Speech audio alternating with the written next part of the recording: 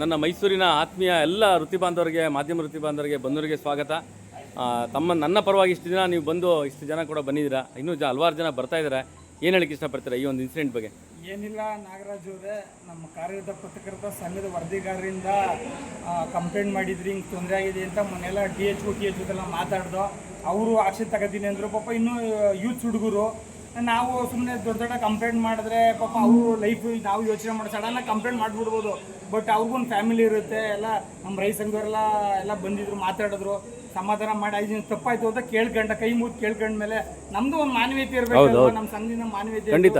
ನಮ್ಮ ಸಂಘದಿಂದ ಉಪಾಧ್ಯಕ್ಷರು ಮತ್ತು ನಮ್ಮ ಡೈರೆಕ್ಟರ್ ಆದ ಜಯಶಂಕರ್ ಬಂದಿದ್ದರು, ಕಾಂತರಾಜು, ನಮ್ಮ ಸಂಚಾಲಕರಾದ ಲೋಕೇಶ್ ಅವ್ರು ಬಂದಿದ್ದರು. ಎಲ್ಲ ಬಂದು ನಮ್ಮ ಸಂಘದಿಂದ ಬಂದಿದ್ವಿ. ಇನ್ಮೇಲೆ ನಿಮ್ಗೆ ಏನೇತು ನಿಮಗೆ ಅಂತಲ್ಲ, ನಮ್ಮ ಪತ್ರಕರ್ತರ ಮಿತ್ರರಿಗೆ ಯಾವುದೇ ತೊಂದರೆ ಆದರೂ ಮೈಸೂರು ನಮ್ಮ ಕಾರ್ಯರತ ಪತ್ರಕರ್ತರ ಸಂಘದ ವರದಿಗಾರ ಸಂಘ ಯಾವಾಗಲೂ ಜೊತೆಲಿರುತ್ತೆ ಅಂತ ಹೇಳಕ್ಕೆ ಇಷ್ಟಪಡ್ತೀವಿ ನಾವು. Thank you sir.